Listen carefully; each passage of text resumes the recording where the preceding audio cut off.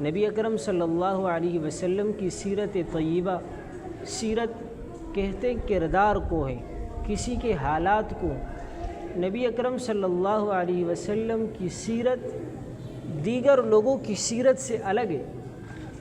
کسی انسان کی سیرت یعنی اس کا کردار، اس کے حالات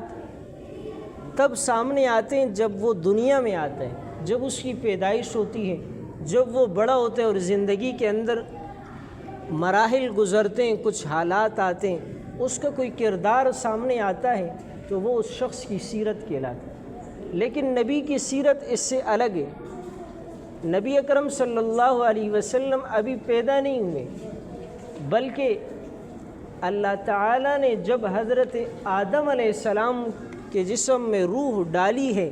اس وقت آدم علیہ السلام کو سب سے آخری نبی پیغمبر صلی اللہ علیہ وسلم کا تعارف کرایا۔ ایک حدیث ہے، فرمایا کہ حضرت آدم علیہ السلام سے جب بھول چوک ہوئی اور آپ کو جنت سے نکال کر دنیا میں بھیجا گیا تو آدم علیہ السلام نے اللہ سے توبہ مانگی کئی سالوں تک۔ ایک اسرائیلی روایت میں آتا ہے کہ 300 سال تک آپ اللہ سے توبہ کرتے رہے، لیکن جواب کوئی نہیں آیا۔ کہا کہ ایک دن آپ نے دعا کی، اللہم اغفر، اللہم انی اسألک بحق محمد ان تغفر لی۔ فرمایا آپ نے یوں دعا کی کہ اللہ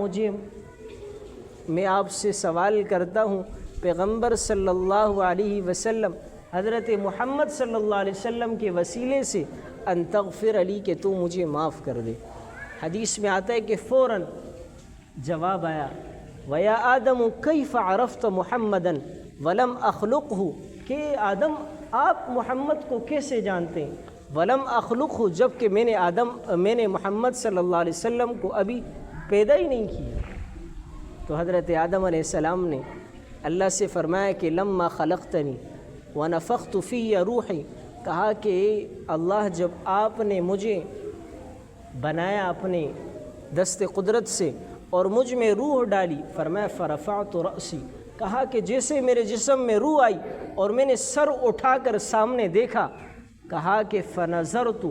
فرأیت علی قوام العرش لا الہ الا اللہ محمد الرسول اللہ، کہا کہ جیسے حضرت آدم علیہ السلام فرماتے کہ جیسے میں نے سر اٹھایا